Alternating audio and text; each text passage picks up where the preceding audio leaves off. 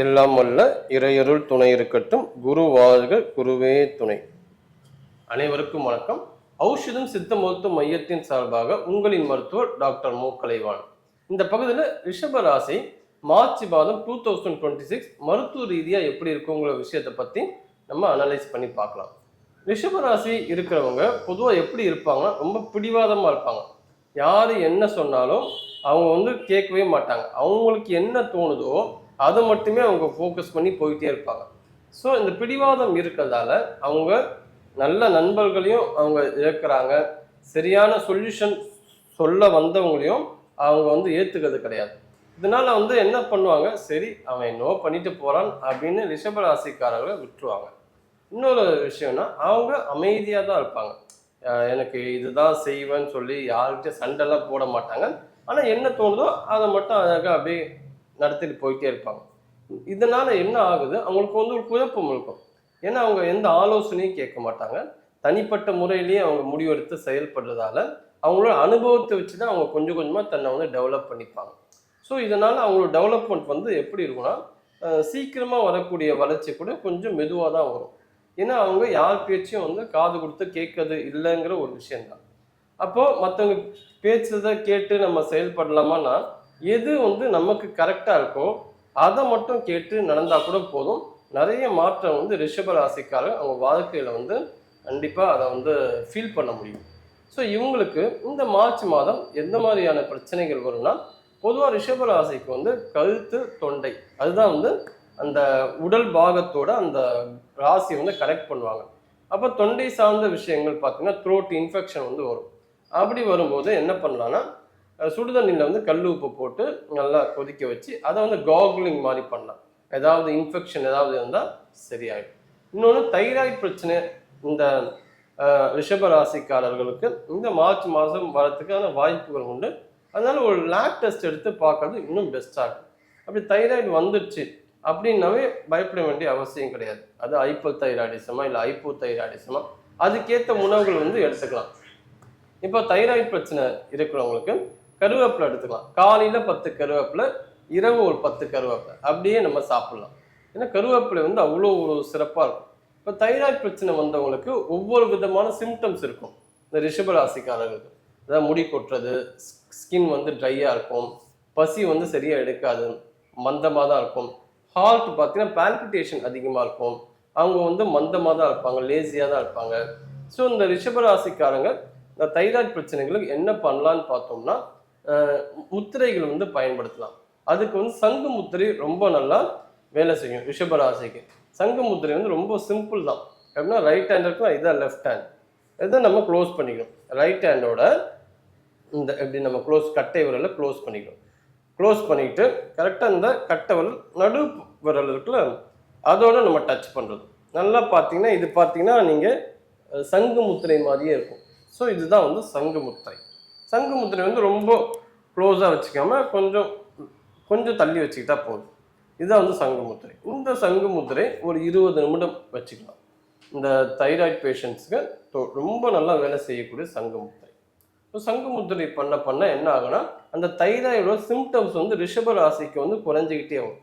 So அது ரொம்ப முக்கியமான ஒரு விஷயமா நம்ம பார்க்கணும். வேற என்ன பண்ணோம்னா, நம்ம உணவு, இந்த தைராய்டு பிரச்சனைக்கு என்ன மாதிரியான பாட்டி வைத்தியம் முறைகள் நம்ம சொன்னோம்னா, எலுமிச்சப்பழம் ஒரு சைஸாக நறுக்கிட்டு தோல் விதை எதுவுமே நீக்கக்கூடாது, அப்படியே மிக்சியில் போட்டு தண்ணி ஊற்றி அதில் நல்லா அரைச்சிட்டு அதோட சாறு அதில் கொஞ்சமாக மஞ்சத்தூள் போட்டு டெய்லி நம்ம குடிச்சிட்டு வரலாம். அது தைராய்டு பிரச்சனைக்கு நல்ல ஒரு மருந்தாகவே செயல்படும். இன்னொரு விஷயம்னா, அக்குப்ரெஷர் பாயிண்ட் கூட தைராய்டுக்கு ரொம்ப சப்போர்ட் பண்ணும்.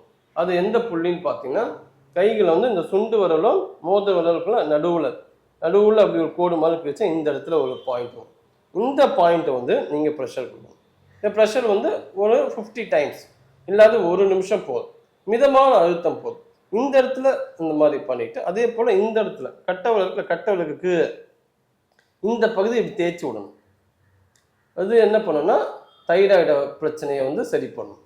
இந்த மாதிரி 2 பாயிண்ட்டை பயன்படுத்தணும். 2 கையிலையும், வலது கை இடது கை 2 கையிலையும் பயன்படணும். எப்போ பண்ணலாம், காலை மாலை 2 வேலையும் பண்ணிங்கன்னா ரிஷபராசிக்கு வரக்கூடிய தைராய்டு பிரச்சனைக்கு இது எல்லாமே ஒரு சிறந்த தீர்வாக இருக்கும். அவங்களுக்கு வந்து என்ன மாதிரி விஷயங்கள் இருக்கும்னா, இயல்பாகவே ஆன்மீக நாட்டம் வந்து அவங்களுக்கு நல்லபடியாக வரும். அப்போ அதுக்கேற்ற விஷயத்த நம்ம நல்லா கெட்டியமாக புரிச்சுக்கணும். என்ன ஆகும்னா, உங்களுக்கு ஆன்மீக நாட்டம் இருக்கிற விஷயங்கள் வந்து அதுக்கேற்ற மாதிரி சூழ்நிலை அமைச்சுக்கிடுவோம். யோகா கற்றுக்கிறது, மெடிடேஷன் கற்றுக்கிறது, நல்ல குருவோட கான்டாக்ட்ஸ் எல்லாம் உங்களுக்கு கிடைக்கும். அப்படி கிடைக்கும் போது ரிஷபராசிக்காரங்கள் அதை கெட்டியமாக பிடிச்சிக்கணும். ஏன்னா அதுதான் நமக்கு தீர்வு. பிரபஞ்சம் வந்து நமக்கு கொடுக்கறதுக்கு தான் இருக்குது, நமக்கு சப்போர்ட் பண்ணுறது தான் இருக்குது. ஸோ அந்த சப்போர்ட்டை நம்ம அக்செப்ட் பண்ணிக்கணும். பிடிவாத குணம் இருக்கிறதால இதை நம்ம பண்ணணுமா, எதுக்கு பண்ணணும், ஏற்கனவே நான் பண்ணிட்டு இருக்கிறதே போதும், அந்த மாதிரி மைண்ட் செட் இல்லாமல் புதிய விஷயங்களை நீங்கள் ப்ராக்டிஸ் பண்ணி பாருங்கள். ப்ராக்டிஸ் பண்ண போல அது நல்லா இருந்துச்சுன்னா அதை அப்ளை பண்ணுங்கள். நல்லா இல்லை அப்படின்னா அதை விட்டுடலாம். நான் இதுதான் பண்ணணும், அதுதான் பண்ண மாட்டேன். அந்த பிடிவாதத்தை கொஞ்சம் நீங்கள் மாற்றிக்கிட்டாவே உடல் ரீதியான பிரச்சனைகளும் வராது, மன ரீதியான பிரச்சனைகள் வராது. ஸோ பிடிவாதம் இருக்கிறதால யாரும் உங்களை வந்து அப்ரோச் பண்ணுறதுக்கு தயங்குவாங்க. க்ளோஸ் ஃப்ரெண்ட்ஸாக இருந்தாலும் சரி. அப்புறம் என்ன சொல்லுவாங்க, நான் தான் உனக்கு அப்போவே சொன்னேனே அப்படிங்கிற ஒரு தாட் வரும். ஸோ அதை வந்து நீங்கள் அவாய்ட் பண்ணுறதுக்கு மைண்டை வந்து ரிலாக்ஸாக வச்சிங்க, ஃப்ரீயாக வச்சிங்க.